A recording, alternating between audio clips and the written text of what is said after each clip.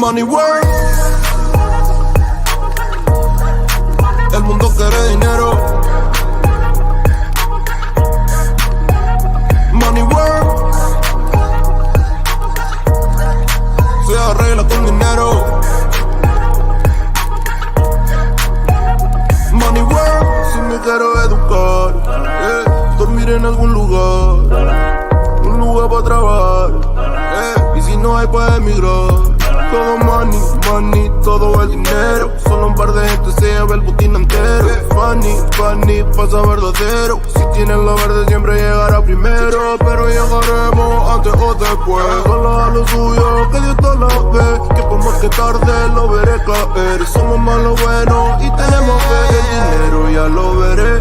No vendo mi alma, lo lograré. Seré el más grande, no olvidaré de dónde vengo ni cómo fue. Money work.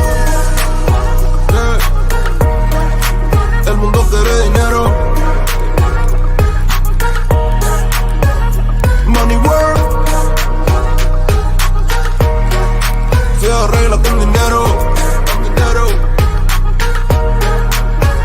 Money work. Yo digo las cosas como son. No quiero ninguna aceptación. Tampoco vengo a pedir perdón porque mis sentimientos se volvieron la canción. Yeah. No me vale mucho como tú me ves. Sabes, tú me llegas solo a los pies.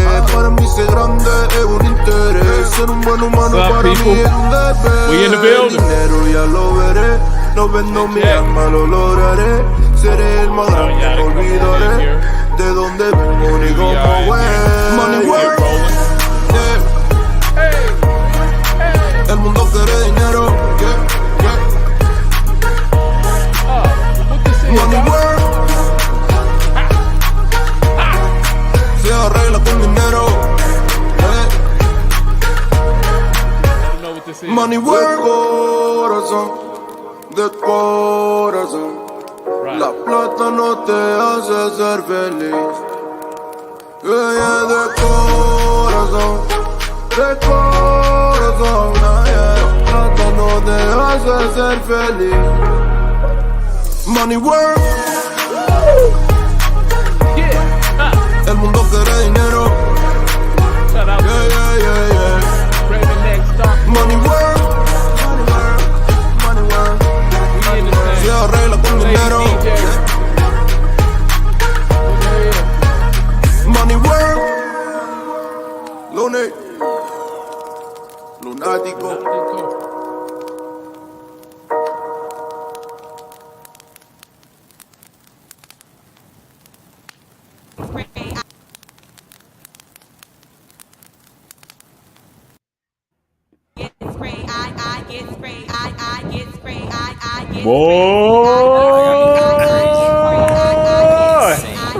Like stupid.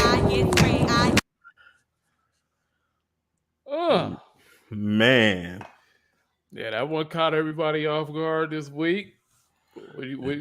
What's the reaction to that? I was pissed for him, man.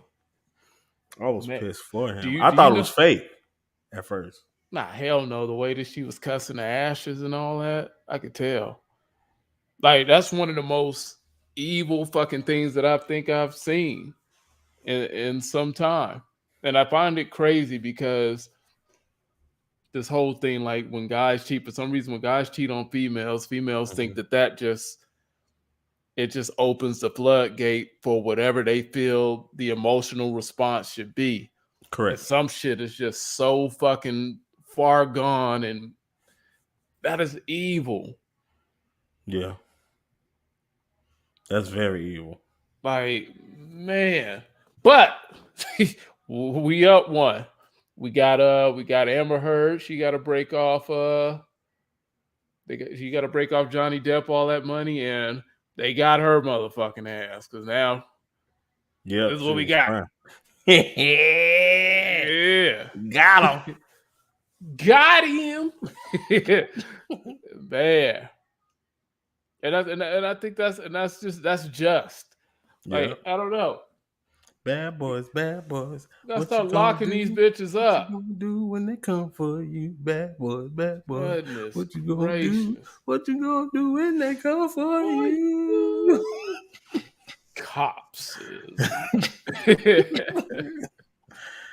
But man, dude. So I'm glad that's 2 victories in shit city. Right. Look at God. Won't he do? Won't he do it? Won't he do it? But man, okay, shit. There's been a lot going on this week. I know let's see, last week we had came at y'all with the with our take on the whole Monique and D.L scuffle. Yeah. And since then, that's even developed. That hasn't gone away. I don't know. What do you want to get into first? You want to jump right into that? First, go let's ahead. hit the thing. You just enter the arena where we pull no punches. We hit you with straight truths and hard facts. Welcome to the Chin Check. Bah! All right, now. So this whole thing with Monique and D.L, it doesn't seem to be going anywhere. Okay, so fast forward, and I believe it was like a few days ago, and from what I take, she's trying to flip the script now. Correct.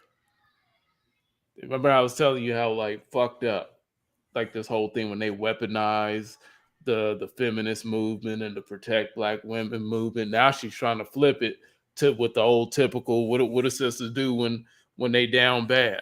It's the you mad?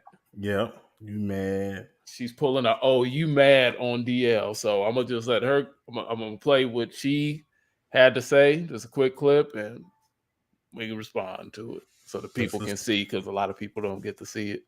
Let's listen to Grandma Momo. Anybody. See, and let me tell y'all, has a habit of saying freely what he wants to say about anybody. See, and let me tell y'all, when I made that joke about you, D.L. Hughley, I didn't think you would get tender in your feelings because you the comment about the baby stage names, and you said with names like that, don't you think they would wind up in jail? Well, that's what you said. Well, I thought I was coming back being clever, making a joke, because you know back in the day when somebody was on the DL, you know what they were. I don't think you're a homosexual man, DL. I was making a joke, and I can't believe you got tender. Well, they didn't sound like jokes. Right. So from there, that's now it's it was just a joke. After all that, it was just a joke. But yeah, hold on 1 second. I'll give my reaction. If you want to talk, you can, and then I'll I'm not gonna leave no dead air. Let's go. Man, look, why she start backtracking when people start coming at her? Because at first she was saying it was all about the contract. Y'all remember? It was all about the contract, and that was mainly it, and how she wanted to go on last, and DL wouldn't let her. So now she's saying on the video, I was just joking. You can't take a joke. It wasn't all that serious. Really? Come on now. Then we find about the contract that her husband wrote the contract. Like that wasn't like a full legitimate contract. But that's mainly everything I seen about it that was crazy. Yeah, and I don't know what I missed, but to me, it's crazy that she tried to flip it. Yeah. And now it's like, oh, well, I was just playing in regards to you, but she made the whole deal with the whole contract. And it was crazy that she took it there. How you doing, Tracy? But then fast forward like another day or so. And she's on there with her husband making a post, and now they switching the narrative to something that he put out, about his daughter and all this shit, still trying to kind of push the narrative on like, oh, this is this dude's character and shit like that. And I think that shit is so crazy sometimes when people cannot admit Like, hey, I was wrong. I fucked up. I slipped. I shouldn't have did it that way.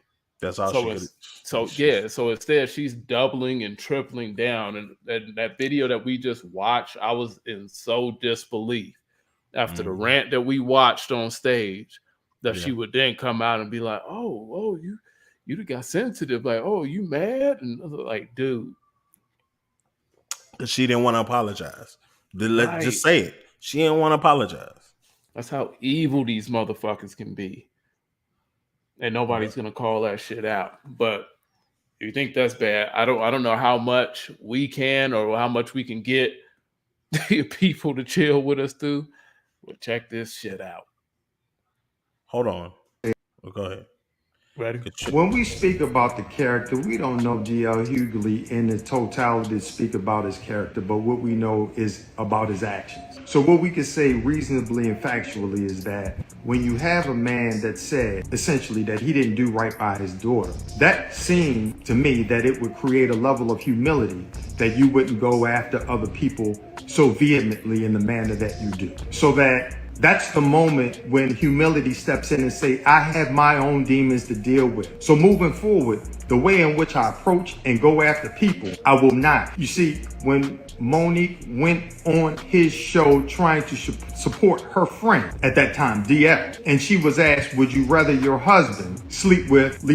These motherfuckers should have sat down and wrote some shit and like invested in a teleprompter. Because this motherfucker sound dumber, and I think this is Daddy. This is the motherfucker she keeps calling Daddy, and the motherfucker that done led her down the wrong path so far with his fucked up contracts and poor management skills and obvious poor husband skills. These motherfuckers need a teleprompter because this motherfucker sounds like an idiot. Daniels without a condom or Corinne Stephens with a condom, that is a violation of a woman's whole position, because you're violating this black woman as you are violating your community, because you're trying to point out this is a person who is this man and this woman here, and there are implications surrounding both of them that are unsaid, which is why he chose them. But now, like many sisters who have seemingly Stockholm syndrome, you've been captured and fallen in love with the captor that's violating you. Because if you're protecting an individual that said, I didn't do right by my daughter, and you're hearing a black woman... You ever notice like these so woke type niggas? Just how they all talk in that kind of pattern, like that overdrawn out, extra word ass pattern. I don't know. Maybe it's just me. And saying, I went on his show as a friend, but he didn't do right by me. What do you guys think you have coming? What do you ladies think that you have coming? When black men or men tell you that you look like something is wrong, the reason why many of you something is wrong, because you suffer inside. Right, Tracy. But like I was telling Sid, that's an ego stroke to me, because this nigga looks like an idiot right here. That's an ego stroke. The thing is with these type of, I could call it abusive type women, that try to clean the narratives in order to kind of sway an agenda in their favor, is they're always going to push out guys like this. They're always going to promote and uplift guys like this, guys that just appease everything that they're doing, and they really stand on this, protect black women and that type of thing. Like she's gonna call him daddy because that keeps him going. That keeps a motherfucker in her pocket. She know what she doing. This nigga's pathetic though. He a terrible manager, and he crazy for having his wife out here like this and not saying some shit. From last show. Man, I bet you if she is too. All that fake ass my loves and all that shit, man. Both of these are some grand rising ass niggas. And please, Daddy, let me address something. When I hear y'all saying mind your business, did you say the same shit to DL when he talks about everybody's business? See, I didn't put DL's baby out there. It's an interview that's out there. DL told the story. What I did was posted the story to say, look at the character of the man. And that's... Look at the action. The actions of the man. See, this shit ain't rehearsed at all. These niggas is terrible. And the thing that got me is it was like, okay, what the fuck does this have to do with the show and what happened? It has nothing to do. They're just trying to. D.L. Hughley could be a deadbeat father. He could be whatever the fuck else. What does this has to do with what you did that was wrong? And this is just crazy. And I'm sorry, I hate to have to say this because I've dealt with a lot of black women. But man, why is it so hard to just say, my bad, I'm sorry? This shit should have been resolved. It should have been resolved on that day. No, that night. That night it should have been resolved before they left the concert or before they left the Fox Theater. It should have been done with. Man, and that's what I was saying. And I think it's weird. Like certain people like this, they know who to deal with. Because I said it. She won't say Corey Holcomb's name. No, she won't say Corey Holcomb. Like shit, when you're petty and you do shit like this, I mean, I like to see people like this deal with motherfuckers who actually got a couple minutes. Yeah. Corey Holcomb got time. He said something too you might not like, but she won't say that shit because Corey Holcomb gonna give it to you straight. Right. You see, DL used to be like that though. And then he just changed. He grew up. He done mellowed out some. I mean, but he still spoke it. You know, he spoke on it. He even spoke on it on stage that night. Yeah, he did. And everything. So, you know, but it's like after a while, like you can't do this shit. Like you can't be in this space when you're at the level that these guys should be at. Like this shit is ridiculous. But she's not at that space. Well, she ain't gonna get there at this pace. You know what I'm saying? Like she was, but then everything that she's done, she's not at that space. So she feels like she can do that. And like I was trying to say, she was trying to change the narrative. So right. To show that he's a bad person, not that your contract was bad by your husband because he's your manager. That nigga wrote it, right? This motherfucker wrote the contract. Her anger should be with the promoter in Detroit, and she should be turning around yelling at that nigga right there. That motherfucker wrote this shit. Like, come on. Your daddy wrote it. Right. I don't give a damn if DL's a bad dad. What does that have to do? Mm-hmm. Man, just apologize. But no. So who's the worst daddy? DL. Because dude parenting skills is looking questionable as a motherfucker right now. All right, let's try to get through this. Boy, this shit painful. Like, shit. Like cough syrup without no flavor. Or like ibuprofen without some applesauce or ice cream to take it down with. Like, these motherfuckers are ridiculous. See, what happens is, y'all, when you listen to this man speak so much about Kanye West and how he's stalking this woman and all that he's doing and didn't understand that man was trying to protect his babies. You spoke, and if you did that to my daughter, I would do something about it. Well, you're talking with a forked tongue because something was done to your baby. And when people said, oh, do you speak for all black women? Don't speak for all black women. She's speaking as a black woman for the trauma that black women had. For those of them who connect with it, you connect with it. Because the message that we're giving today is not for everyone. The message that we're trying to share today are for those individuals that this bullshit because she wanted to perform last. Are tired of being enslaved, are tired of thinking because I may have to face the wrath of the tribe, I will go along with what's wrong to save my hide.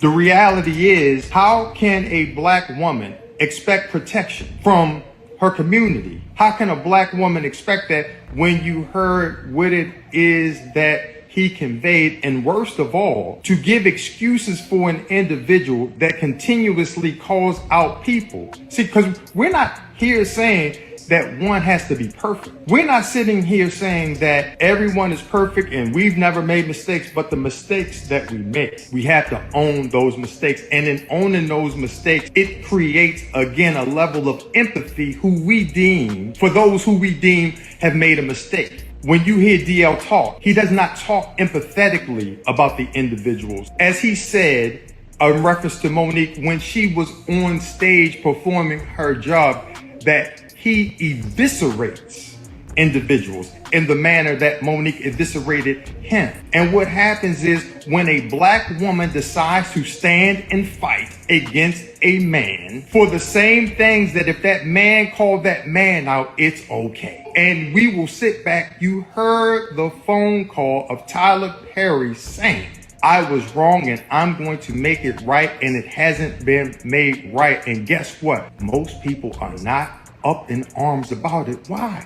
Because it affects someone so insignificant as a black woman, and then be a big black woman on top of that. So for the black women out there that are in support of DL, know that it was a black man that brought it to our attention about that video, brother. Yeah, that about sums that shit up. God damn, this motherfucker's an idiot. Hold on. Hold on. Yeah, go ahead, take it for a second. God damn. You know me, when I get too much dumb shit at once, like that shit fucks me up. Damn. So you telling me this all stems from a contract and that got messed up by the promoter because it's the promoter's fault, and D.L. didn't want to go before you. He wanted to be the closing act. All of this stems from that. Like, you want to destroy this man first by going on stage, talking about him, talking about like it was his fault when it was the promoter's fault, and whoever made the contract and wrote on the contract to say this is what's going to go down, like this is what we both agreed upon. All of that to destroy this man's character as a father, as a man, saying like he doesn't care how black women are, and that he doesn't care for black women's problems and what they go through. All of this for going on last? Yo. It's like, it's like he put his hands on her. Like he cussed her out. Like he demeaned her. He didn't do none of that. And this is what gets me, and what bothers me, when people weaponize certain issues and they try to attach themselves to certain hashtags and all this shit, the protect black women thing. I would hope that people, black men, black women, they would see something like this and then understand that, yeah, of course, black women need to be protected. But Always. that just doesn't mean that they can pretty much just run a fucking muck, like do whatever the fuck that they want to do. Correct. And men are supposed to make sure that they can get their shit off. Correct. Like, protection isn't for that. And that's what I'm saying. It's just like they use the shit in such a this is wrong. She's wrong. I don't really know any other way to say it. She's so fucking wrong. And the nigga behind her is even wrong, because this is technically his fault. And like, it's a difference between like being abused. Right. She's stupid. I'm saying, like, but that's some real shit though. Yeah. It's like, protect you from what? Is what is this dude supposed to do in this situation? And then to continue to go off and drag down his character, like, to me, this is crazy. Where a simple, okay, my bad, maybe I did a little too much, I could have went at it like this, could have sufficed. We're here to the point to where she done drugged this motherfucker's family into it and everything. And his daughter actually spoke out. She tweeted it. I don't know if you saw it. No, I didn't. Oh, damn. Hold on. Let me see if I can pull that on up.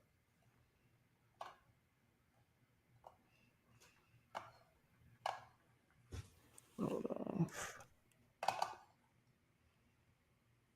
Yeah, that's crazy. So who's new?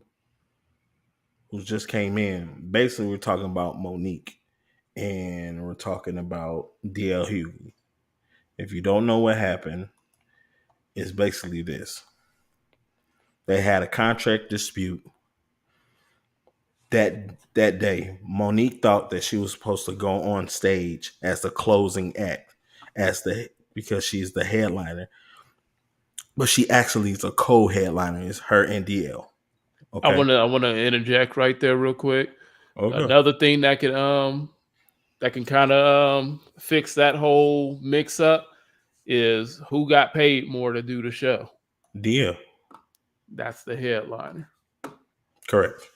Okay, go ahead. So I just want to emphasize to people that like Tracy who didn't know really what happened. So that night, Monique, she basically took like an hour so to come on stage to even get to the theater, because basically she was trying to make it where DL would go on and then she can be the closer, but he didn't fall for it. Yeah, I don't know. She gotta get that riffraff out the way and shit for the headliner comes on. So she got mad, and if you didn't watch what she did when she first came on stage, she basically tore him an ass and tried to push the narrative that it was his fault, that she's going before him in the contract, and so on and so on. DL comes on, he defends himself, and then the day the next day, then we start going on towards all this rhetoric of DL's a bad person. It's all about the contract. Everybody wants to post their own contracts and everything. And keeps going on and on until you see this video, and here's where we're at right now. Right. So his daughter responded to Monique, I guess, posting some video where, DL was being vulnerable about a situation. And pretty much she took the social media, and I'm gonna see if I can find just what she said. I think this is her statement right here. I don't know if people can see it, but says hi at her handle, the real worldwide, the real Mo worldwide. I'm Ryan Nicole Shepherd, D.L. Hughley, and LaDonna Hughley's eldest daughter. You've now publicly disrespected my mother, who I love and care for very much, and my baby sister, who I love and care for very much, to get back at my father, who I love, respect, and care for very much. At this point, I feel like you are asking my family and myself to act out of character. Out of all things, you could have legitimately said about my dad, if that's the route you wanted to take, you chose to deliberately mean and hurtful, I guess his typo will probably be mean and hurtful, to two Black women who have nothing to do with this conversation. Using my mom and my sister to show people my father's character only shows how little mental stability, dignity, morality, and respect you have, not only for yourself, but other Black women. You're clearly 2 crayons short of a full box, sis. God damn, you're disgusting. And you absolutely need to keep every single member of my family's name out your gut. Oh, sorry. Spirit of will came over me. I don't know. Okay. She said, you need to keep every single member of my family's name out your poisonous mouth. Not because you can do us harm. You can't. But because you are adding to the historical and systematic disrespect and trauma of other Black women who you claim to love. And for what? A check? You're bringing up trauma for a concert lineup discrepancy. Woo. All you've done is proven that you have no moral compass. Nothing is too far in your quest to prove a point, and I'm blessed that my parents raised children who have no idea how you possibly go there. We Hughleys are going to have a good ass day and a blessed life. We are healed, we are whole, and we love each other fiercely and deeply. You can continue to live in that scorched earth kingdom of yours. Get some help, man. For real. Oh, and if you want to have this conversation in person, I'll happily give you my address. I don't think she want to take that invitation because that sounds like that comes with some bitch slaps. Okay, so everything that she said, Monique, really doesn't make no sense because he's still married, right? Yeah, for 34 years. Yeah. And his daughter is still in his life. So he probably made a mistake and he learned from it. And now they got a bond. And that's what makes the shit so gross. She could have just apologized. And that was the thing. She don't have any jokes. Like, look, I'll say it flat out. Like I kind of pulled back, and I shouldn't last week. But Monique, as a comedian, to me, is not funny whatsoever. She didn't have no damn jokes. She wouldn't have said nothing memorable. Nobody can tell me one Monique joke, one classic Monique punchline. Like, this shit is ridiculous. It's really fucking ridiculous that the fact that she thought that she should open for D.L. Hughley, or no, that she should close for D.L. Hughley. It's like, come on. Like, at some point, like, we can all have our own sense of whatever we think we're worth, but then there's reality. Monique should know damn well, and her daddy should know damn well, there is no fucking reason for people to remain their ass seated after D.L. Hughley is done for Monique. Correct. For any fucking reason. Yeah. If you gave me that lineup and that was it, and I knew Monique was last, I'd probably start making my way to the car to beat traffic.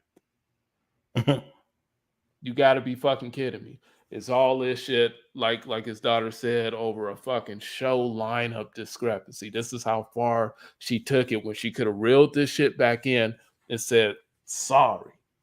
Yeah, that's all she had to say is my bad. But yeah, I don't know. Hopefully she gets some help or she figure it out. Yes, dude. Tracy J. Yes, that nigga is a culprit. Yes. Yeah, he did the fucking contract. And he condoned her actions. That too. You know, like I was telling Sid, it's like men don't operate like that. And like I was saying to you earlier, all that daddy shit and like all that shit is ego feeding. She playing into that dude's ego. That motherfucker could barely put a sentence together in defense for this motherfucking woman. It's just all fucking gas to perpetuate her bullshit. I blame him more than I blame her because he's supposed to be the leader because he's quote unquote daddy. Exactly. And he ain't leading at all. Because what I say last week, I mean, it may sound harsh to y'all, but men, it is okay to tell your woman to shut the fuck up sometime. Correct. Like, that's a real thing. Sometimes you gotta look at you like because black women, they're strong headed. So sometimes you gotta be like, hey, shut the fuck up. I understand that, Tracy, but you gotta understand. To me, I'm just saying me because I can't say that for AJ, but he probably agree with me that about the blaming them equally. But he's the lead. Yeah, he's the head. He the manager and the husband. That's why. I mean, what the fuck? How much more pull do you need with a bitch when you are her husband and her boss in a sense? Correct. So basically, you control what people look at her as a celebrity and as a person. I remember Dave Chappelle when Keeping It Real go wrong. That's the problem. That's what you're seeing. These motherfuckers trying to keep it so real, but it's going so wrong. Correct. And she'll keep people in a corner like 50 Cent. You know what I'm saying? Because 50 Cent, he goes off of that motto like controversy and, you know, creates cash. Yeah, but he So, has a certain level. right. And even he has to be careful because somebody like this can easily have him twisted up the minute she feels some kind of way or feels she ain't get enough camera time or some shit like that. Like, it's just the way it is. Hey, booty. Yeah. That's true. That's true. But that's the manager's job to take care of that. On the real, when it comes to when you have a manager, all of that situation you shouldn't even know about because they supposed to handle that. Right. That is supposed to be ironed out, all that stage time and who goes where and the payment and everything. Like, that's supposed to be ironed out. Monique should have just had to focus on making jokes. Yeah, and if it was that big of a problem, she shouldn't even went on stage. That's what her manager should have already handled that situation with the promoter before she even touched that stage, before the mic handler even gave her the mic. Before it should have been already hashed out. But it wasn't. Because that's a lame ass leader. Yeah, real shit. And then I don't see the point. I mean, even if she planned to do that, I don't know. Just as a motherfucker that's going there to be entertained, like, that ain't how she presented it. She didn't present it in the form of jokes, like how she tried to flip it when the shit backfired. Correct. She presented it as as you know, she was disgruntled about something. Mm-hmm. She didn't present it as jokes. Like, there's a difference between roasting and then going at somebody because, oh, you feel you were wronged here, or you feel like you were wronged in this position. She tried to drag that dude down and kill his whole show and kill his whole set and whatever he had going on. And then it backfired because her husband got her out here looking like an idiot. She already reckless, abandoned her fucking self on her own. That nigga that she called daddy and shit is not helping. At all. At all. Sorry, baby, that's French. You'll learn it when you get older. But yeah. So what else? Are you gonna really put me through, since we're on what do you call treacherous women? Are you really gonna put me through the whole the Jada Pinkett response? Yeah, go ahead. Yep, yes, Dr. Kelly. Yep. That's what he's doing. All the way.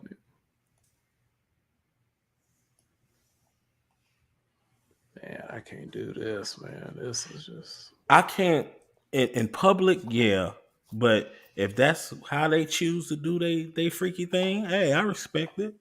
You know what I'm saying? But if that's in public, if that's how he wants to act, he needs to be a better leader. Because right now, that nigga's shitty. yeah, that ain't daddy. That ain't daddy energy at all. Because daddy will tell you, bitch, sit down. Sit your motherfucking ass. Shut the fuck up. Let me handle this shit. Yeah, he should have handled it. That's what I'm saying. Anything towards the internet, she shouldn't even be touching it. A manager should have been on it. Like, nah, the promoter was shitty. She not going on stage. Or exactly. That's how bosses move. Like, what? We said boom, boom, boom, boom, boom. What? It ain't that? All right, we out. We adjusting or whatever. But you know. Yeah, I watched majority of Hell in a Cell. I just didn't watch the main event. But I did see Cody's arm. That shit was sick, yo. That shit was sick. You got to see Cody's arm. That shit is crazy. You said what happened? Cody's arm. He basically pulled his I think his muscle in his chest. Basically, he pulled it, and then he did that on Monday. He was working out and he tore it. He did the Triple H where he tore it from the bone. He tore it from the bone, but up in his chest, and it was all purple. That shit was crazy. Damn. But yeah, let's go ahead to the to Jada Pinkett. Yeah, buddy. Let's go on to the good stuff. All right. Correct, Tracy.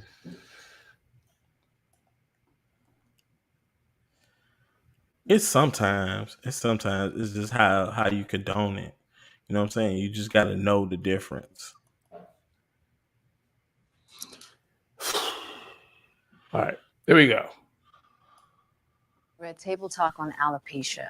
Considering what I've been through with my own health and what happened at the Oscars, thousands have reached out to me with their stories. I'm using this moment to give our alopecia family an opportunity to talk about what it's like to have this condition and to inform people about what alopecia actually is. Now, about Oscar night, my deepest hope is that these two intelligent, capable men have an opportunity to heal, talk this out, and reconcile. The state of the world today, we need them both. We all actually need one another more than ever. Until then, Will and I are continuing to do what we have done for the last 28 years, and that's keep figuring out this thing called life together. Thank you for listening. The ladies. So, because that's not all of it, but let me just say this. So you just gonna throw your man out there, and you're not gonna say like he was defending my honor, even though he was wrong. He was defending my honor because that man jumped on stage for you.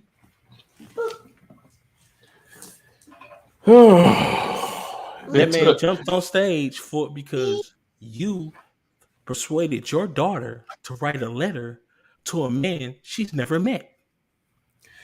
3 months for that.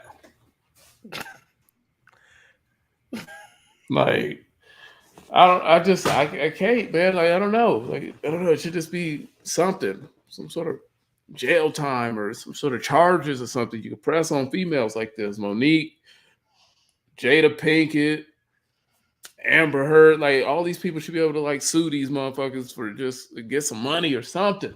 Like just some sort of payback or something for this. Like, and then that's another thing.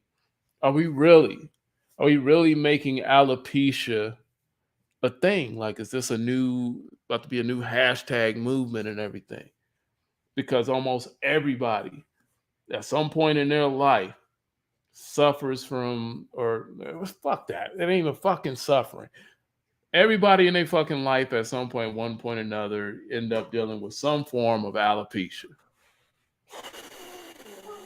We're talking about some shit that ultimately, in a lot of cases, you can kind of control with like some argan oil and some shit like that.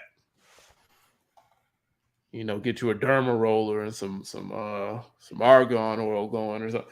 I don't know, but it's just It's not that fucking serious. Okay. To all the women that's listening right now, I have a question. The problem that a woman goes through and then a man goes through, does it weigh more or is it the same? I have a question because it's about the alopecia, but I wanna see.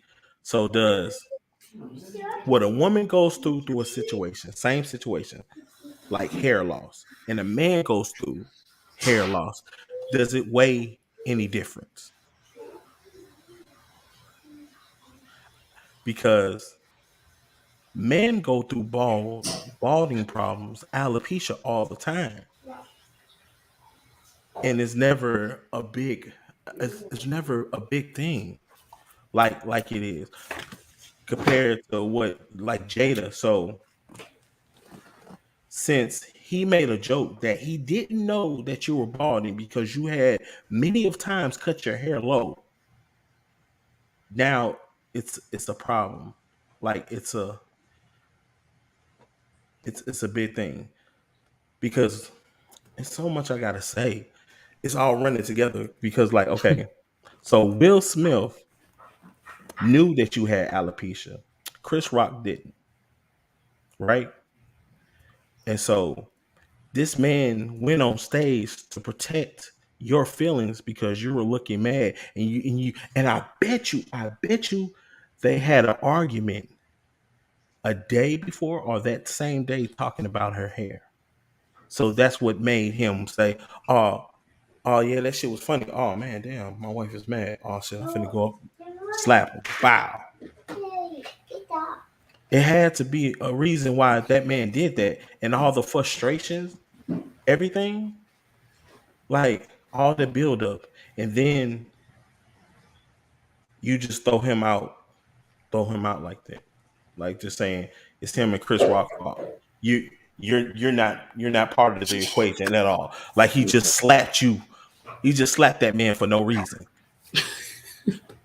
Yo, you said that shit perfectly. It's zero accountability for a part in the Yeah, whole thing. And the cold thing about it is her part stems from way before the joke. See, she done made this man a running joke for over 20 some years because she don't carry him how the hell she's supposed to as a wife. She's got this nigga kids and shit running around weird as fuck. Like at every turn over the last however many 20 years or so, especially like the last 10, it's like she's almost went out of her way to embarrass or demean him in some way. You brought up the letter that her daughter wrote to Tupac, who she never even met. Like this is a buildup. The whole thing at the Oscars is a buildup of yeah, all that. Because for whatever reason, despite Will's whatever his accomplishments are, no matter how much money he'd have made, his success in Hollywood, he'll never be to Jada what Jada saw in Tupac. And for some reason, that bothers him. This dude can probably legit almost have any female in the world, could probably walk off with y'all wives and shit right now. Like that. But for some reason, he's trapped in his head about trying to, I don't know, meet some bar for Jada who just don't regard him in that light.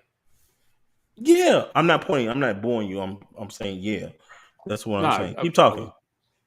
but no, that was pretty much the gist of it. That it was a buildup. It's been a buildup. It was a buildup before then. She doesn't take accountability. She doesn't see herself in totality. I've been saying for years since when she first started the Red Table Talk, or like back on I remember these niggas used to pop up with like a new video on Facebook giving like wild ass relationship advice. And I was like, oh man, these two hate each other. I was like, man, they need to go ahead and wrap this up. This is gonna get ugly. I knew this like years ago, just from their little videos. I remember Will Smith came out at one time and he was talking about he learned, and I'm just paraphrasing, but he learned that it's not his job to make her happy or some stuff. Like he was talking on that type of thing. And I mean, a lot of people understood it in parts, but they were just doing stuff like that all the time. And you just saw it. You're just like, yo, this is over. For whatever it's worth, like this is done. She doesn't have any respect for him. She started doing the Red Table Talk, and then he would go on there, and I checked it a couple times on Facebook, and he would be sitting there looking like a neutered dog, just letting her speak and carry on about and trying to be sensitive and lighten his tone and all that stuff. Like it's just been a constant emasculation of this dude. Okay. It's two things. Shonda. Yeah, she had alopecia, and somebody else wrote about it weighs more for women than men. Why does it weigh Boy, more for women losing their hair than men? You think dude, men you don't think men don't care about their hair? dude, You don't think hold on. You oh, don't think men don't have stressful times like me? I always keep it 100, right? I'm losing my hair. Like I had dreads coming down to my shoulders. It's not because I want to be cool like the dudes with dreads, because my father is Rastafarian and I wanted to represent him. Right? Jay knows my father is Rastafarian. yeah. I've been going bald. That's why I cut my hair. That shit stressed me out so much. That shit hurt me so much. So stuff like that, when people say that weighs more, that's asinine to me.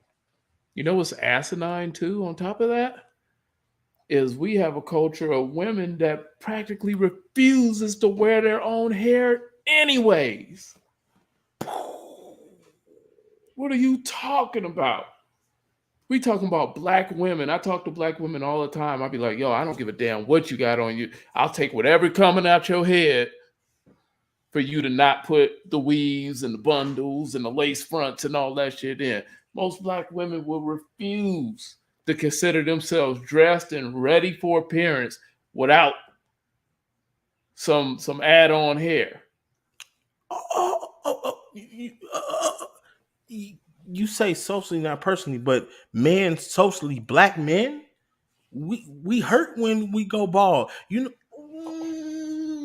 think we just love going bald? And you say men can wear wigs? Right. No. Yeah, you want to know? You want to know the pressure of that shit on men? You got dudes out here getting whole lace fronts now and using the hair pepper and painting they shit in like Jermaine Jackson. We having that 10-man hairline and stuff going around. Some people even doing it to the beard because you done sweated these dudes so much about beards. They even putting the tar on the beard. We doing it for you. We're doing it for you. Because I ain't doing it. I don't know. I mean, I feel sorry for them type of brothers. It ain't that serious. I'm just saying. I've had a big forehead all my life. I kind of live with it. We're doing it. We're doing it for you. For you. Like, because we know women wouldn't talk to us if I had like a big ass bald spot in my head. She'd be looking at me like I'm crazy. like let's keep it 100. Men go through this. Men go through this all the time. Yeah, and it's like, I think with men though, we typically figure it out one way or another. It's not a thing to where, I mean, it probably bothers us. It could, it creates insecurities and stuff. And that's another thing I always say, like, men, they do have feelings, but for some reason, right, that's what it is. It's like, it comes in, I know y'all seen it. It comes with almost like in a pepper shaker, and then you put it in, and then it make your stuff look thick. Yeah, it's like hair pepper. I don't know what else to call it. What would you call that stuff? That's what I would call it if I was selling it. Man, but I'm just saying though, like, you're right, dudes, they deal with it, and they deal with the pressure a lot different and obviously better. But I haven't seen no man stepping up because that's what it is. Mm-hmm. Hey, Quinita. But that's what it is. It's just a form of alopecia. So at some point in life, a lot of people, most people, for whatever reason, they don't really have it pinpointed, but people deal with it. And you just have different, you have some where it could be patchy, and then you have like nail pattern baldness and all that. But it's not that big of an issue, and to kind of focus on that instead of maybe focusing on her part, it just shows that she just has no care. She don't care. She don't care about this dude, and he really put his whole career on the line. Correct. His career, his image, and everything. I can go better than that. Chris Rock has mental health. So if he had brought that out saying, oh man, like my mental health, I'm sorry, it was my mental health, you would have looked at him different. But he didn't do that. He held like a man and said, he can stay. I'm not going to retaliate, and I'm going to do my job. Better than me. There been some furniture moving up in there. He slapped me like that. And you haven't heard anything of saying, "Oh man, it was my mental health," or he like That's Jada. because it was a harmless joke. Like that was such a mild joke. I'm telling you, like Will Smith, he behind on his slaps because he got a lot of people to slap. He probably owe me one. He owe Corey Holcomb. He owe a lot of slaps. No, he owe Corey Holcomb a punch. That's what I'm saying. So it's just like, yo, if that Chris Rock, got you bold off of that mild stuff, he got a lot of people to see. Mm-hmm. That was just some weak stuff. And then the thing that made it so cowardly is because it was Chris Rock. Correct. You know what I'm saying? It's like, really? You gonna get up there and slap Chris Rock to prove what point? You ain't, man, I don't know. It shows you what kind of man Chris Rock is. I'm gonna say it because it shows you that even afterwards he didn't do nothing. Oh yeah, Oscars would have been done. If that was me, that would have been the end of the show. Like everything would have been after that slap would have been the closing segment of the show. They would have had to start running some old reruns, whatever they play on ABC. They'd have been hurry up digging through the files, trying to put something, not to put that on TV. It went down. See, I wouldn't have did it on the Oscars, but I wouldn't did it at that moment. I would have did it when he received his award. I swear to God, I would have. And that's the thing. I can't even say you're right. I can't even say exactly how, what, or what I would have did, but it would have been bad. That's all I know. I'd have been like, yeah, all right. So as that motherfucker said, yeah, come. King Richard, bah! Boy, right over the back of the head. Like, yeah, I want to hear that shit, dude. Then keep that same energy. You don't get up here crying now, and then you slap me. And that's the thing that got me about the whole situation is neither one of them took accountability, really. At all. They made it about everything else. You made it about themselves. Just traumatized this man in a sense. Like a lot of people aren't exposed to violence like that, really. So to an extent, I could see even ongoers and everything being like kind of bothered or a little shook by it. And the whole thing, like just neither one of them really took accountability. This nigga went on vacation to Dubai, making it seem like, oh man, I got to get my mental health together. Like, nah, man, offer this man a straight up apology, offer him his lick back, like do something to show that like you're really genuine sorry. Like he took the shit and he made it about him. And it wasn't about, what he did and how he affected Chris. I just didn't see much effort to get right with Chris. I just thought that was it was disappointing, you know what I'm saying? And I'm a Will Smith fan, so but that was just disappointing just to see him correct and his wife, just in that moment, they just never handled it correctly and they pretty much slid. And at worst, I guess he'll probably have to come off a couple dollars, but it was a teachable moment and both him and his wife failed. But then it's teachable because people can watch them and see like, yo, man, this ain't how you operate. I would hope women would see Jada, and if you on that feminist hardcore stuff, like you would maybe see like, yo, like, yeah, this ain't good. Like we got to tighten up. I'm still going on that mental health because if you watch videos after the slap, this man was talking to himself. Like he was arguing with himself. Yeah, because he probably wanted to kill that motherfucker.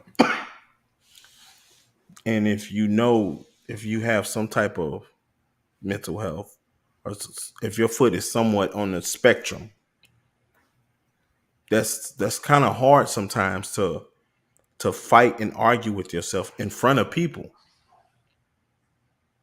Like that's a hard thing. And I just then couldn't imagine how he really felt in that moment, especially to hold that down and not turn it out. I just don't think I could have been that. and like she said, what you want to say? No, nothing. Like she wanted to say, like she said, Tracy J, like how far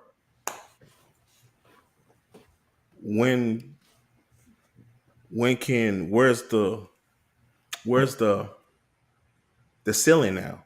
Because it's like it's a certain point now where you can't tell jokes because motherfuckers want to put their hands on you or motherfuckers want Yeah. to And assault that you. and that some type set of that way. precedence because you see it now. You see the dude, it came out, the dude said that Will Smith slap inspired him to run up there and tackle Dave Chappelle. Correct. And that what the joke that Dave Chappelle said about that alphabet people, that that's one of the reasons too. Right. I But think that's BS, but it is BS because I don't know. I don't know. Comedy is a different thing, and I just don't understand that to where we're getting so sensitive that we're just so triggered. And man, I'm telling you, like, yo, if they kill comedy, like we in a real bad spot in this world. There's no room for any type of truth or just I don't know. Comedy has a beautiful way of even making the truth in its ugliest forms funny. correct. It helps us get past a lot of stuff. And when you can't be truthful, it totally it takes away from a lot of things. And man, we gotta really stop being so triggered about everything, and everything isn't a damn hashtag. Like life is full of peaks and valleys. You're gonna have ups and downs, you're gonna have obstacles. And for some reason, now we're acting like somehow we have to protect ourselves even from the most natural of obstacles to where we should never feel any type of opposition or worry or concern or inferiority. Like all these things are natural. Shame, all that. It's natural. It's a part of life. I think we're working so hard to get away from that we're burying in the truth, and people really have a hard time like really being able to just digest real things. Like they can't even look in the mirror and accept themselves from who they are anymore. So then when somebody makes a joke, like a light, bald joke, then we're flying off the rails and husbands got to go slap people and all that. It's just like, man, we're getting too far out of hand with this shit. I'm gonna say this. Y'all think it's more killings and more mass murders now. Imagine if we don't have comedians anymore. Imagine that you can't go on Instagram and listen to DC Young Fly talk about somebody, or or or or anybody go to a comedy show and listen to jokes anymore. Like you can't escape reality anymore. Like it's gonna get worse. That's what us black people always escape from when we had problems. Throwing the dozens on each other. Comedy, music. Yeah, like if you gonna set a fucking bar to it, what's next? It's just like you can't be real about anything anymore. And it's just crazy that we're all this sensitive. Everything's a hashtag issue now. And that was the thing too. Yeah, we'll laugh because the shit was funny. He knew it was funny. And she laughed once he went up there and slapped him and stuff. Like, it's just, man, I don't know. I just think it's pretty pathetic. I mean, 3 months she done let this dude go under the bus, and then she come out with some shit like how you said, pretty much saying, "Oh, well, these two need to figure it out." and Will he went on vacation, made it about him. Like, I don't know. I'm just kind of just over the thing. They both full of shit. Monique is full of shit. Amber Heard is full of shit. That bitch that jumped to ashes is full of shit. It's just been like a few months of just where we're just seeing females do crazy fucking shit, and they just not being really called on it, or nobody's really like, yo, she tripping. They not calling them out. And that's kind of like the Kwame situation. When Kwame was talking about somebody, he was talking about the lady. It was about the Kwame's whoever the lady that was following Kwame, the old lady, and she was talking about Mr. Skinny's wife. Like, basically, it's that same energy though. That's what I'm saying. Like, okay, so you did something to me, so I can talk about your wife. Not I'm gonna say something to you. It's like all the gloves are off. I can just go anywhere. I can do anything I want to. Yeah, these are all the same type of people. Monique, Kwame, Jada, like, it's that same type of energy. Which brings us to another thing that I thought that was crazy about that. I thought these people were done with all this shit. All this back and forth and riff raff. And so man, so I see Vlad TV. And I don't know, I thought these people done healed, but that ain't the case. And Gilbert, the red Kwame for filth, he ain't said nothing different than we said on this show, but it was just crazy to see that on his show. It was crazy to see that on Vlad's show. Mm-hmm. That because usually before on Vlad, Gilbert, he didn't cut off on, like, if Kwame had any reason to go at Gilbert, he definitely has one now. Yeah. Or like he would have more, like I would understand it if he took issue, maybe, even though it's the truth. But I don't know. Did you see it at all? No. So roll that beautiful white boy tactics beam. Yo. Oh man. To begin with, and it was I guess a reverse draft. It was a skit that looked like an actual draft, but the draft was who gets stuck with Kwame Brown. Yeah, so it was a free agency. So it's a free agency draft, 2011-12. It was after he finished in Charlotte, and they decided they were going to mock him. Like, you know how bad you have to be for someone to put that kind of production? It was a real production. It was real production. It was like maybe about 7-8 actors in it. There were sets. Yeah, that's what I said. Like, they spent some money on that. And but he ended up going to Golden State. Played 6 games, horrible. And they didn't make the playoffs. They was like 13th. He just leaves and they're 6th.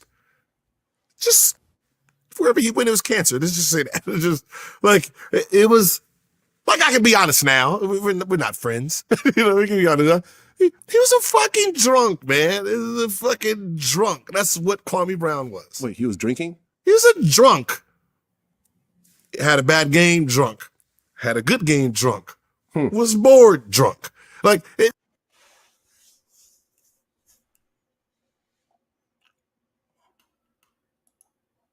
just... It's how he coped with life. I mean, some people could pull that off. I mean, Dennis Rodman was a drunk, but Dennis Rodman was a partier. Different. He did drink a lot. I mean, he would show up to games hungover and stuff like that. Hungover from partying. He parties all night and play. Yes, just drinking because as soon as I leave practice, I'm drunk and I'm going to be drunk all day. I wake up, I drunk. When he spazzed on everybody, drunk. He can't get in front of that camera sober.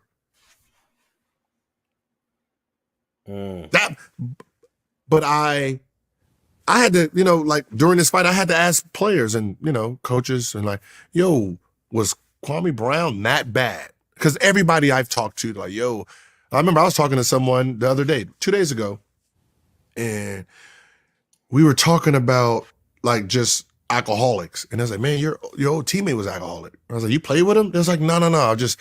I walked past him a couple times, you know, and just bad. So I called one of our, you know, people back in Washington. I was like, yo, was Kwame that bad? And it was like, it was bad. It was bad because it's like, he didn't have anyone. So he drunk.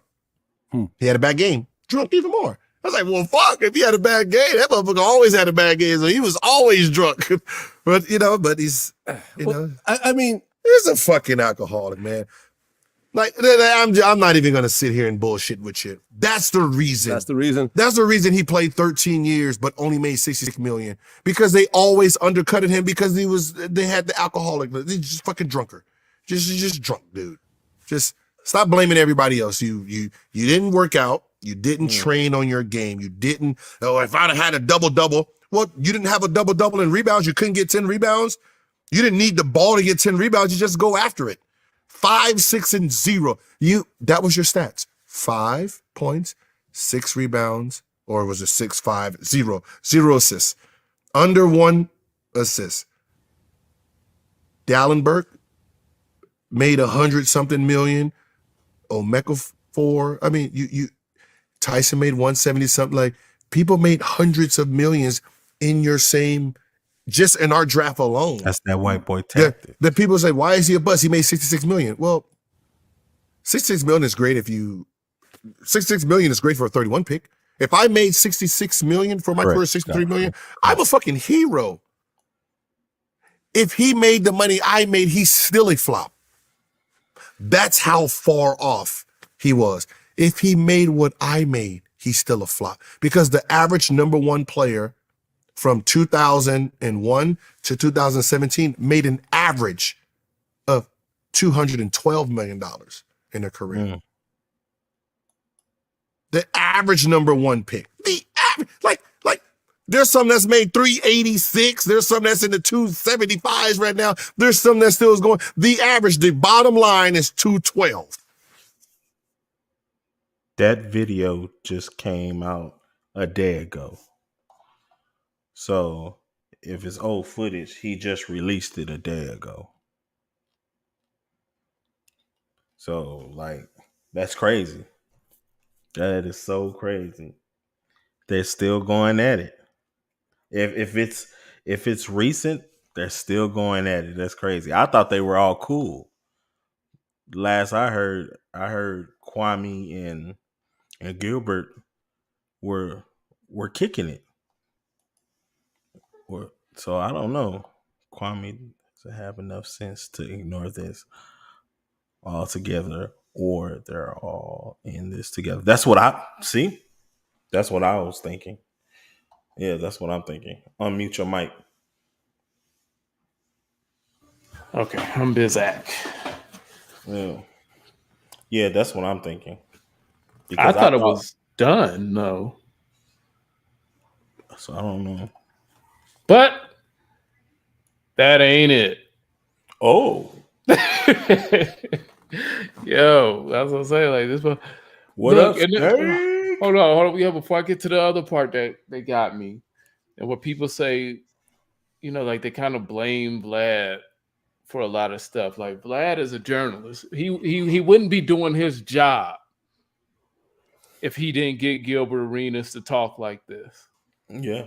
He wouldn't be doing his job if he didn't get guys to come on there and tell all they goddamn business and shit where they end up getting indicted for it. Like, I don't know. That's the whole point in the business. Like they're selling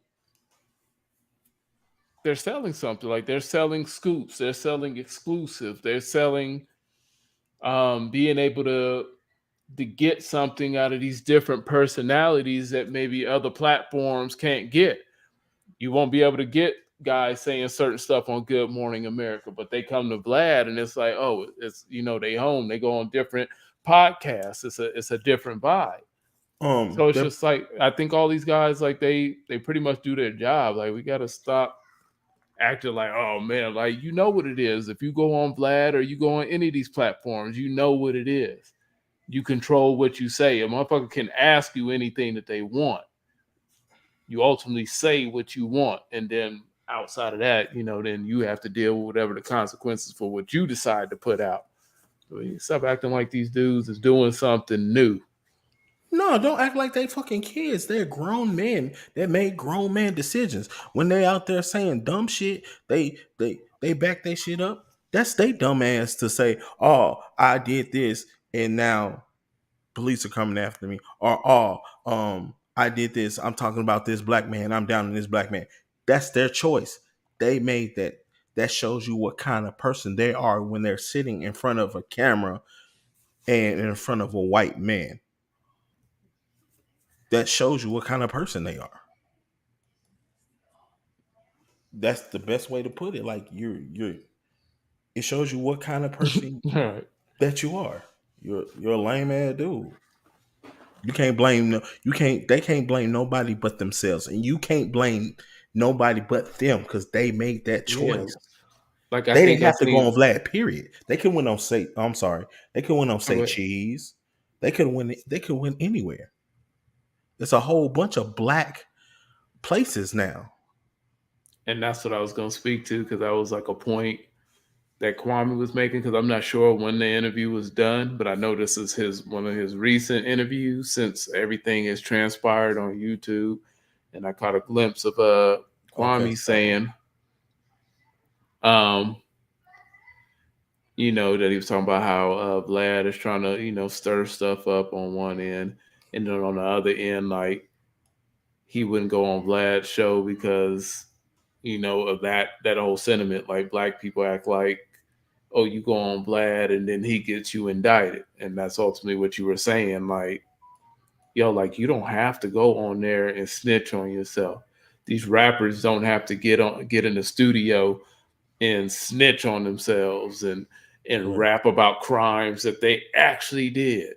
Correct. That they could actually tie themselves to. Like, nobody is making them do that. And that's the thing about accountability. And this thing with niggas, they hate accountability. They won't take it in any form, and they'll look at everything. Vlad is not the problem. The problem is if you're stupid enough to go on this platform and answer some shit and say some shit that you shouldn't be saying on Vlad. He has every right to ask you and shit. If you feel that compelled to tell your goddamn business that can mess up what you're doing because simply a motherfucker asked you, that's your problem. And you got to get you some kind of help, or maybe, I don't know, look into why you feel like you got to snitch on yourself just because somebody asked nicely. Or if you handle your business right and you got a great manager, then you should have a PR. Does anybody know what a PR is? Because that's the person that's supposed to save your ass when you go on shows like this. Right. Yeah, I just don't understand how we as black people, we keep pointing at all these entities where a lot of the time it's us. And I already told y'all when we first started, we're not doing the black card this year. A lot of the shit that we do, like, we inflict on ourselves. Correct. Because we always got to show time and show out, saying we got to put out there and shit when we selling all the drugs. We got to put out there when we doing all the killings. We got to put out there just whatever the hell that we just don't need to be talking about. It ain't Vlad. It ain't none of these other platforms. Yeah, media training, public relations. And a lot of these guys have it, especially these NBA dudes. These modern, these more modern NBA dudes, they got that shit. So these people know what they're doing. It's the interviewer's job to get you to say some shit that can get views and clicks. That is the point of all this shit. Of course, Vlad is stirring some shit up because it's going to drive the traffic. Correct. What do you want him to do? That's his job. That's his business. That's the point. That's the name of the game. That's why you come here for. You don't come here for the good content. Let's be real. You go there for the drama. Like, people need to keep it 100. Right. It's like how we don't understand this. But regardless, I mean, hopefully they're in a better space. Yeah, I But hope shit, they let's roll it. Shit, man. Reality is with the two of you arguing, there's really not an argument about who's the better player. Like, you know what I mean? Like just No. the stats just so speak for themselves. That's not even the argument. That's not even the argument. The argument is he's an alpha male and everybody else is beta males. So he thinks you're a beta? Yeah, I'm a beta. Okay. I'm the beta, but he's the one on the internet crying about everyone picking on him. Like, that's not how that works, bro. Like, alphas don't cry on the internet about getting picked on. You wake up every day crying. Like right now, every single day, him and YouTubers are fighting about them picking on him. Man, y'all can't stop saying my name. I'm old Busty Bus. Why everybody talking about a Busty Bus? Yeah, I think he said something about me. He was like, oh. Yeah, exactly, John. That's what he's saying. Like, we don't understand jobs and what it is here anymore. Oh, look at Vlad commenting about Kwame Brown. I'm like, well, yeah, why not? I mean, you talking about why on your feed? You pick. That's what I said. But that's the thing, Desmond. I want to say TMZ, Vlad, Wendy, they're all the same. Kwame's no different. Kwame does the same thing. The same thing that we would accuse Vlad of doing, in a sense, Kwame does it in his own right. Almost everybody with a platform, especially the bigger they get, do the same thing. And to my white people that watch the show, it's just like Fox News. Same thing. Same difference. Go ahead. So I'm just saying, I just don't know what it is, like, while we're separating them and while we're putting certain people in a victim kind of category. Mm-hmm. It's the same thing. We don't watch Kwame legitimately stir up shit for the last year or two with everybody. But then when it happens, in a sense, to him, then it's all of a sudden, you know, it's that same thing, like how you seen the switch with Monique. Now all of a sudden it's white boy tactics and people trying to stir up shit. He done stirred up so much shit to where Tommy Sotomayor can't even keep a damn YouTube page. That's their fault, ma'am. Because, you know, he gets them drunk, he gets them comfortable, and then they start just spewing at the mouth. And so that's their fault. You can't blame nobody. I know how Vlad does it. It does ruffle feathers. I ain't gonna lie, because I don't like Vlad for a whole different reason, but I understand what you're saying. But that's their fault. They went on that show. So whatever they say, that's on them. You got to blame them, not him. Right. It's his job to get that out of you. To get these interviews, to get these compelling stories and takes and everything. So that's the point. Like, that's what he's selling. Mm-hmm.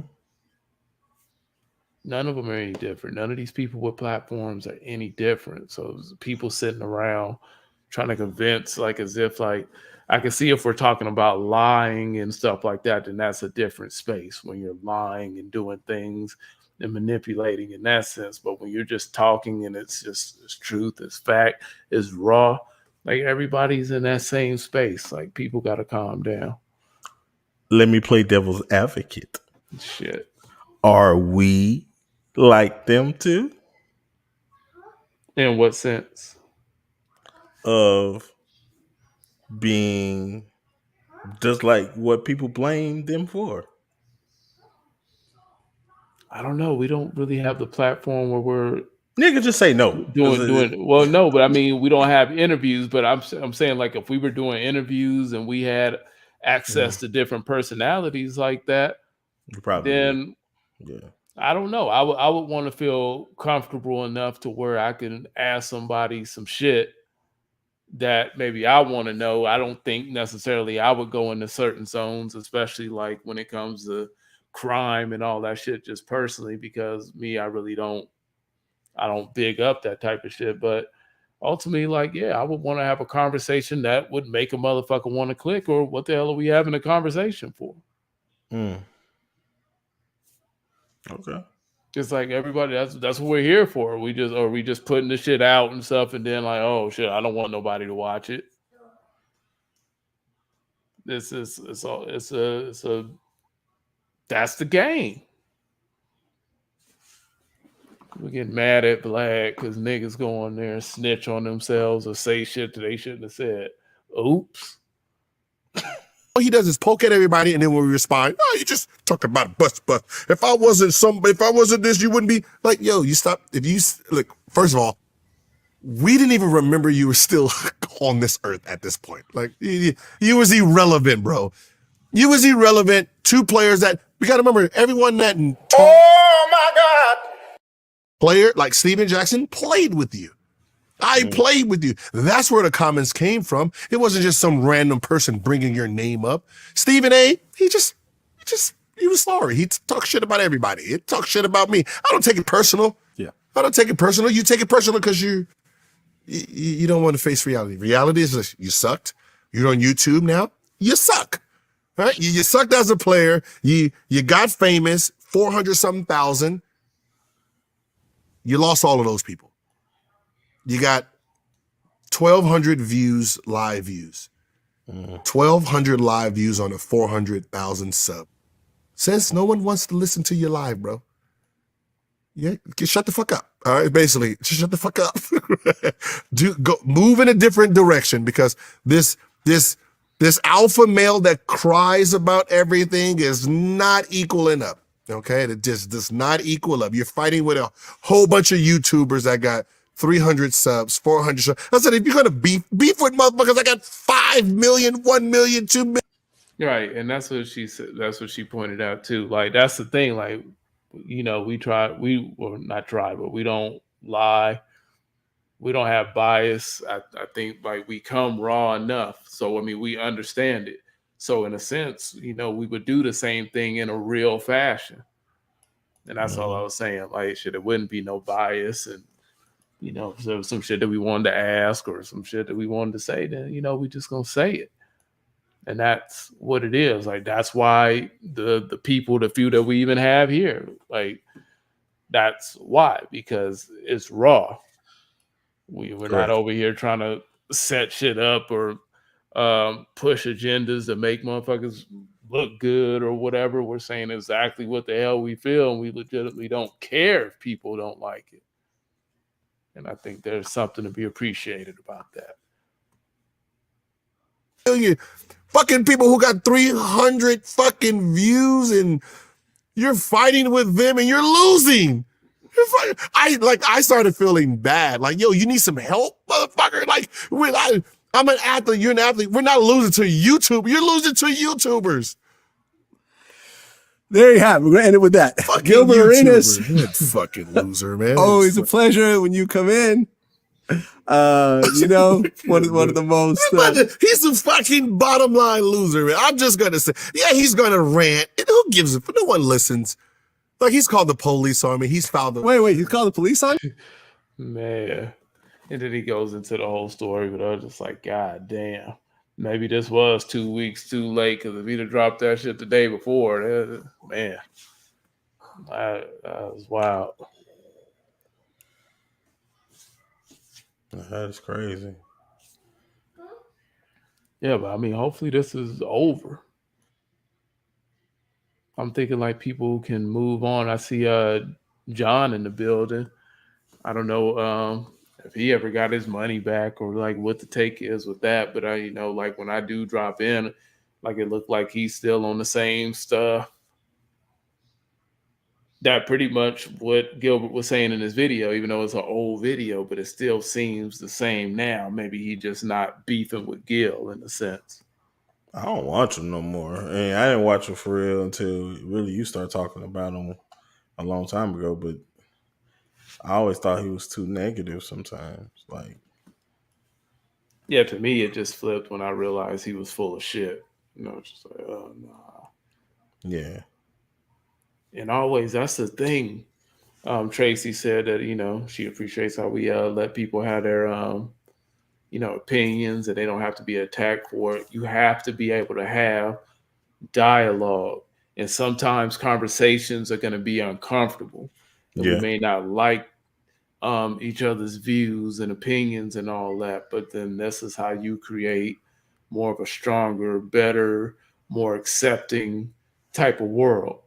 When you constantly create these spaces where people can't talk, they can't feel what they want to feel, they have to be quiet because, oh, it's an agenda, it's a hashtag and everything, then that's when that's where you get more resentment and you get more anger and you get people lashing out at certain things because nobody is really willing to come together and get an understanding anymore. Just kind of fall back and be like, well, okay, whatever, agree to disagree. We don't even have that anymore where you can agree to disagree on most topics.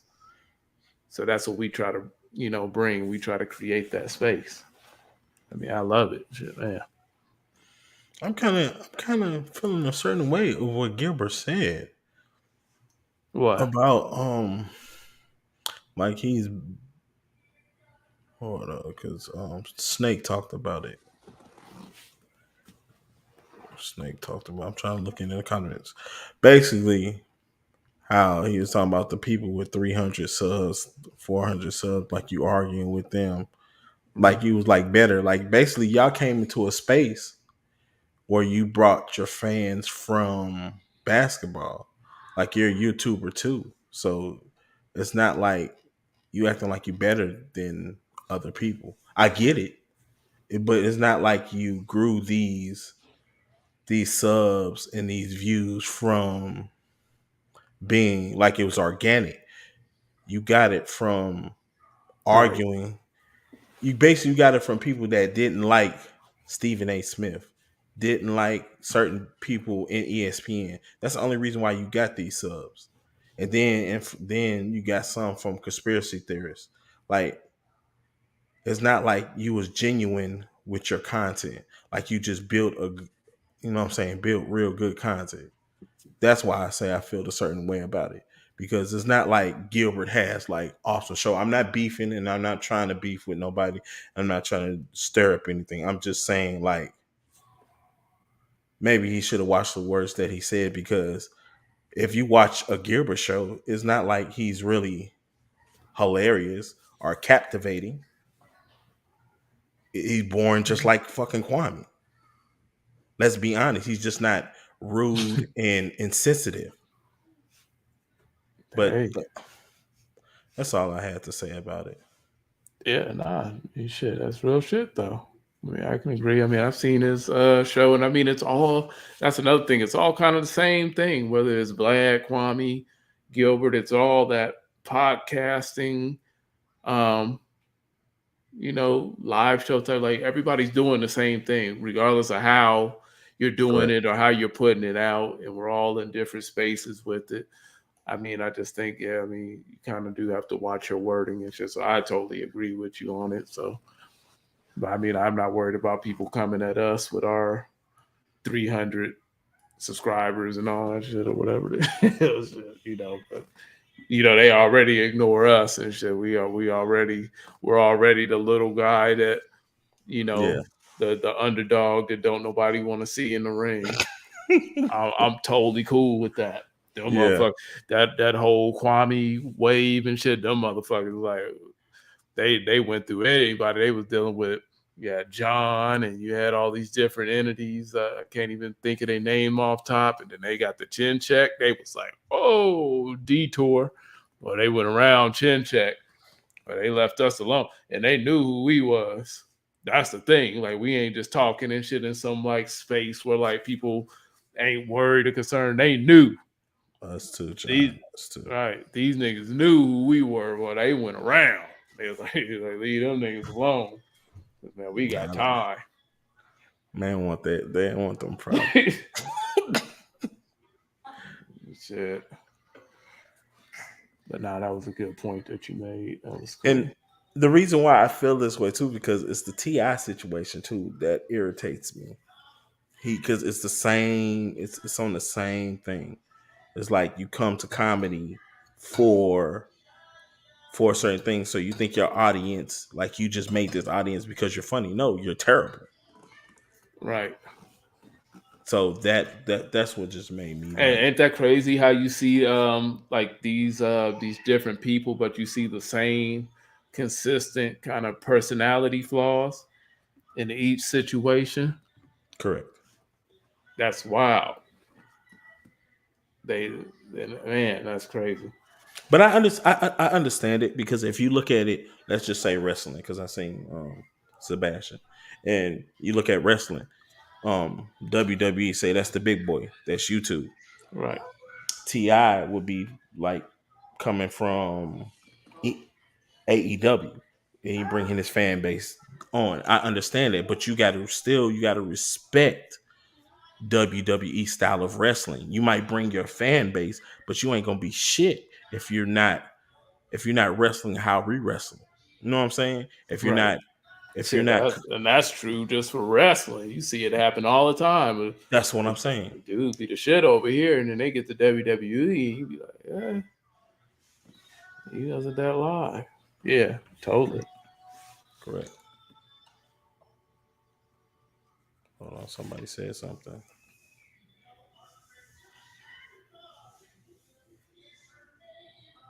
Let's see what it say. Chin check. Don't worry about the truth. Ain't popular anymore.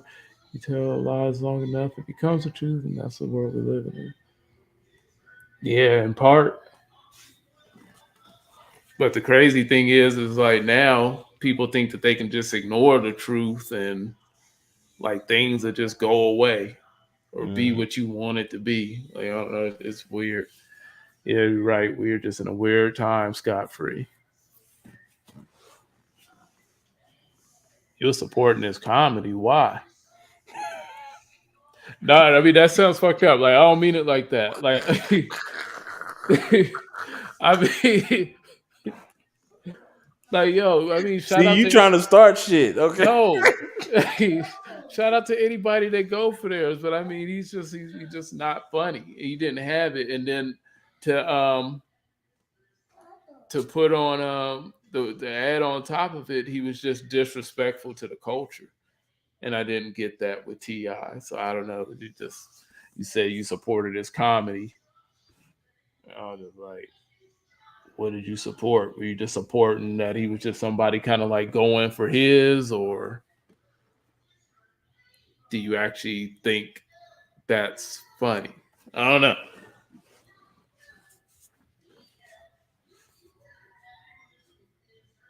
Shout out to Shonda, man. I appreciate you coming through.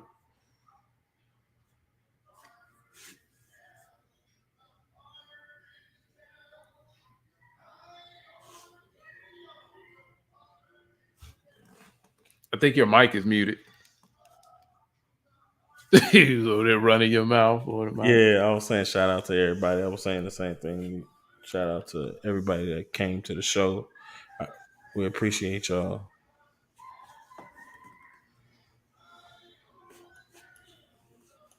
What she was saying? Yeah, we try to. Yeah, we don't expect everybody to be the Manchurian candidate. Everybody don't have to be uniform. Yeah, people say that, but who is he really bringing? It's already dope boys go to a comedy show because the girls want to go. So who is he really bringing?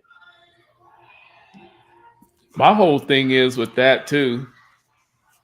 And if you tell me like, yo, it's a comedy show or whatever going on and shit, like I'm not going to see Ti to be funny. So it's just something that has to be proven. You know what I'm saying? Like, yeah, I don't want to see Ti like, oh, and the comedy of Ti, like comedy Ti. What are you talking about? Like, yeah, I gotta see that before I just be like, oh, I don't know. It doesn't translate. Like, you can't just cross over like that. I know his fan base is strong in the South.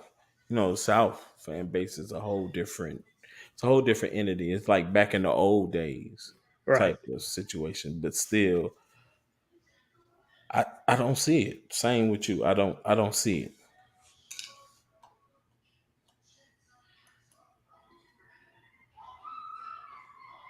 Well, people already hear it. I seen a post, which is funny that you brought it up. I guess he has a show in Memphis.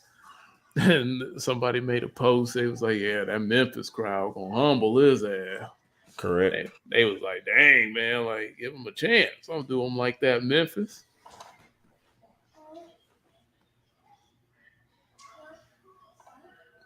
Let's see what we have. It's a split. It's a split. Yeah, I know, because wasn't nobody talking and shit after that first game. I was still talking, but keep going. I don't know. I got Boston in 6 still.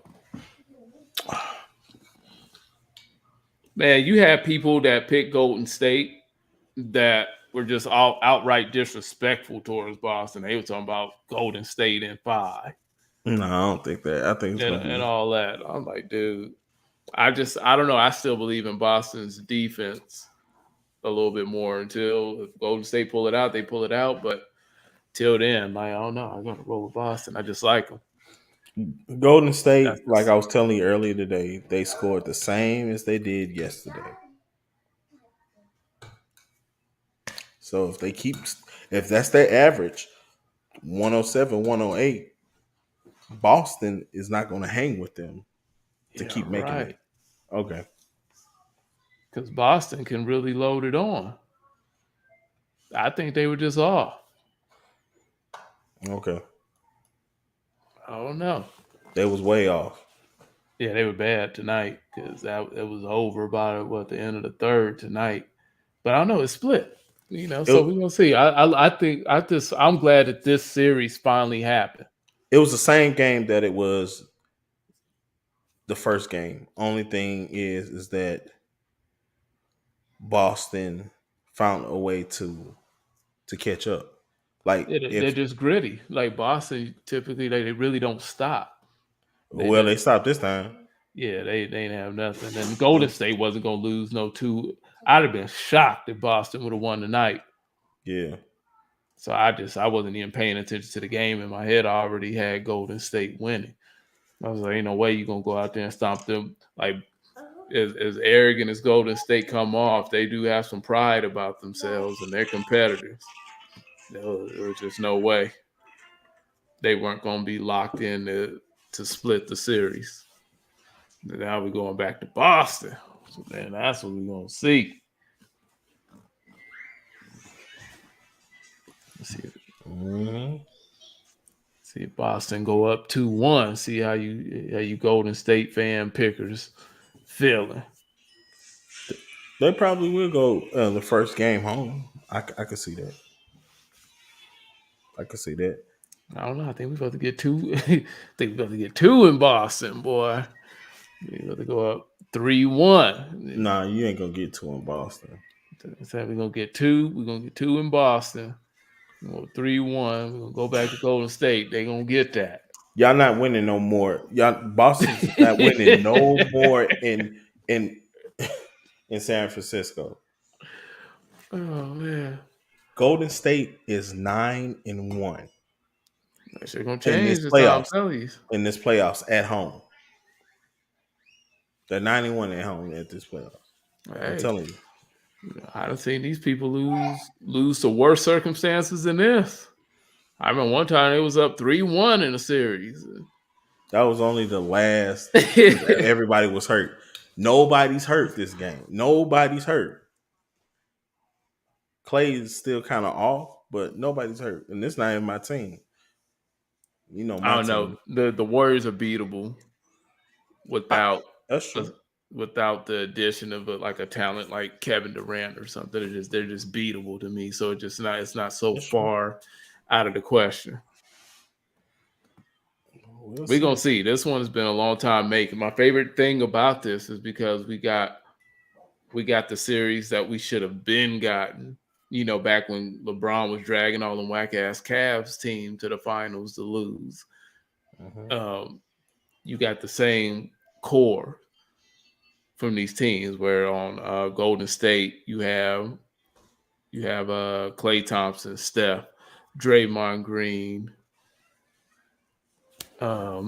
Wiggins. No, but who's the fourth guy? I don't know. You have the core, and then even on Boston, on Boston you have Tatum, Brown, Smart, and Horford came back. Oh yeah, and Golden State, they still have Iggy. Is that what's not Azalea, but Iggy Azalea? Yeah, they still got her. no, I know but you talking about. they got Iggy. So it's just dope to see that those Hold on. two teams are intact like that. Oh, big question. Big question. Let's see, Tracy. What happened to the third guy who used to co-host with y'all? Did he get canceled? Nah, he ain't get canceled. He's cool. He just, he's dealing with stuff, and life. Basically, he's okay. Go ahead. Basically, he a comedian. He does shows here and there. He just got married, and so he's getting his life together, his new life together. So we Right. just let him do his thing. Whenever he wants to come on, he comes on. Whenever he does it. There's no pressure. There's nothing like that because we're family. So Right. it's like it's whatever. Shout out to Majestic Pharaoh for the sub. Appreciate it. Yeah. Yeah, no, that's the thing. It's just like, with us, this is like really a brotherhood with us. Like we're all brothers. So that's why you still see his name. It'll scroll on the bottom when our logo come up and all that. Like it's all still the same. That's It's why I say always his a name. space. So, yep. It's always a space here for him.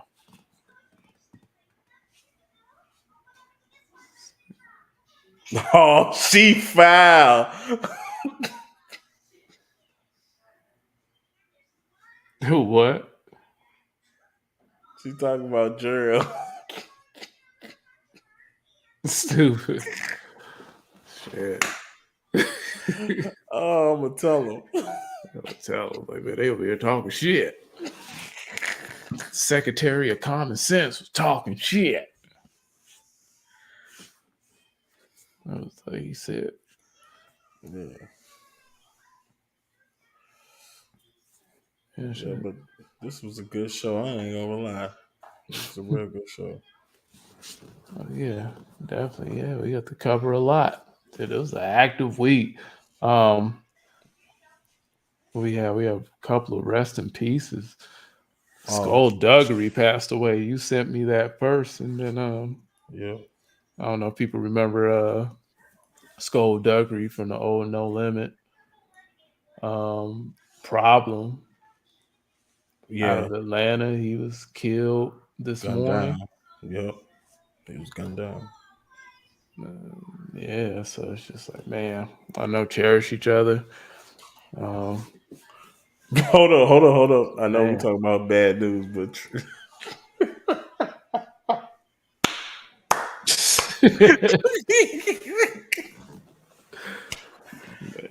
I'm gonna hit him up. I'm gonna hit him up and ask him. Let's see if he'll fill in the seat. Imagine me saying that. Let's Kwame Brown.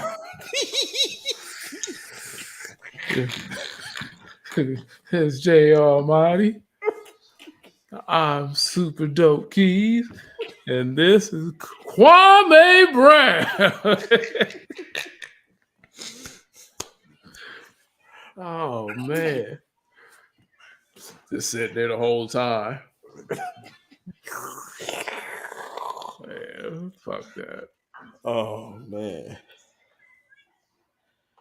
that's hilarious. Who else? Any other church announcements? Nah, those are the only two I could think of off top. I can't think of anybody else that passed. And there were some more. It was just weird. It seemed like a lot of I know it was a mass murder in Philadelphia that just happened. Yeah, and that's just people. unfortunate. But people got to understand, as long as Democrats are pushing for gun control, we're going to get a lot of these random shootings popping up in the news. So don't be, pray for each other, look out for each other. Don't be razzled so much by politics. But trust me, long as he's talking and pushing and tweeting for gun control, it's gonna be a mass shooting a week. And they got the means to make it happen. They will legit make mass shootings happen if they got to try to push this agenda. They've been on it for a while. This shit going crazy. I ain't gonna lie to you. It might start happening every day. Yeah, wouldn't be surprised. It wouldn't be the worst government setup conspiracy that we've had happen in this country. Mm-hmm.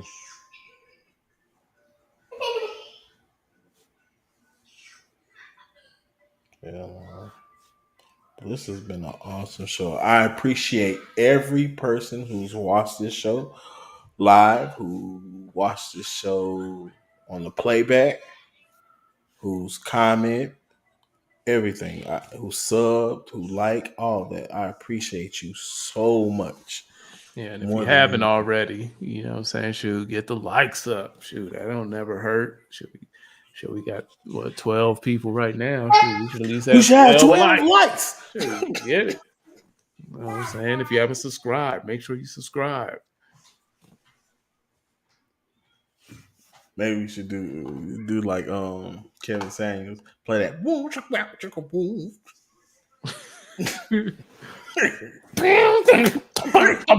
That shit was annoying as fuck. Man. He played it so much, I started getting used to that shit. Right. He used to drop the one that we use in the open in the money world, and then he had like the black girls dancing. Yeah. like what's going on? I think they're AKAs. What? Dancers. Oh. Money work.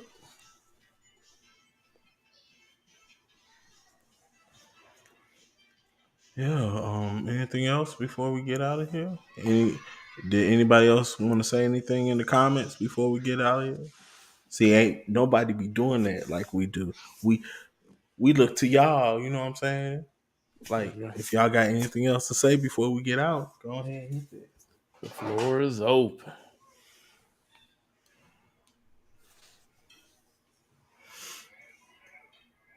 Oh man. Oh yeah. I always, when I wear it, make sure y'all, if you need a black clothing line to support Proud Failure, go ahead and support. You have to explain that one. You can't just tell niggas to buy a Proud Failure shirt.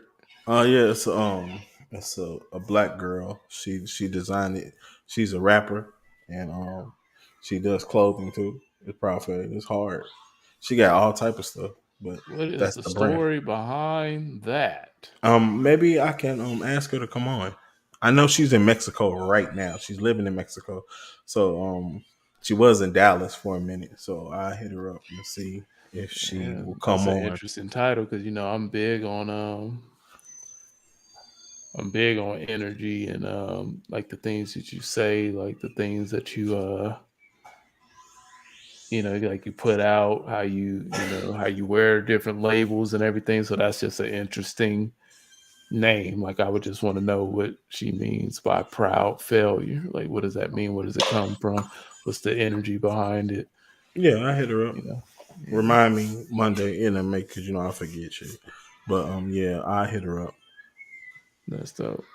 Good night. Thanks for coming through, Secretary.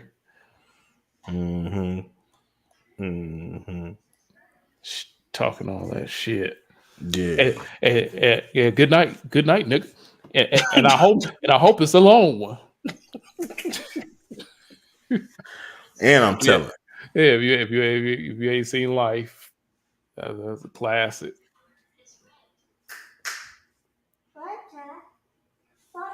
Salute. Yep. All right. Nobody else got nothing else to say? Well, hold on. I almost forget. Yeah, that's J Almighty. That's Geraldine. 2 names. I'm Super Dope Keys. And you just been Chin Check. Bye.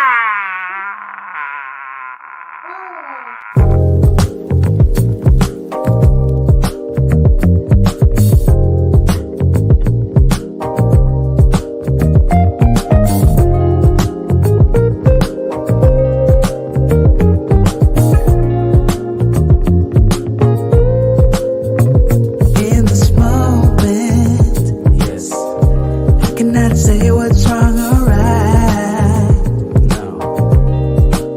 It's not hard to fool me. 'Cause I'm addicted to the good life. Yeah, lead the way. I follow. No need to say. With me, you're heading now, babe. I follow. To the edge of it all. To the edge of it all. So tell your good lies. 'Cause I'll find a better one. Yeah. Susceptible lies. Before the moment flies. Ooh. So tell your good lies. 'Cause I'll find a better one. Ooh. Susceptible lies. Before the moment flies. Now what you trying to be? Crying to every guy you see. Game ain't usually work on them lanes, but you can't lie to me. Living in irony, truth but not entirely. Beauty skin deep and you only deep as the eye can see. Doing what's manual, stack my chips on the annual, but you average your best and that's word to Kevin Samuels. Now what's your predicate? Strong but still delicate. Offering back and deal, but with me, what's the relevance? Can have anyone instead of you. Get some sense what you better do. Expecting me to change when I'm 30 steps up ahead of you. Lot of lies been fed to you. Hold up your scarlet letter too. And since you know better, I think it's time you do better, boo. It's acceptable in the moment with no opponent. Knowing you really want it is magical if you own it. You dying to get a cut, I'm dying to get a nut. So keep your good lies, 'cause I'm buying no matter what. Cause I'll find a better one. Yeah. Susceptible lies. Before the moment flies. Before it flies. So tell your good lies. 'Cause I'll find a better one. Susceptible lies. Before the moment flies. Yeah, yeah, yeah. Wobbling.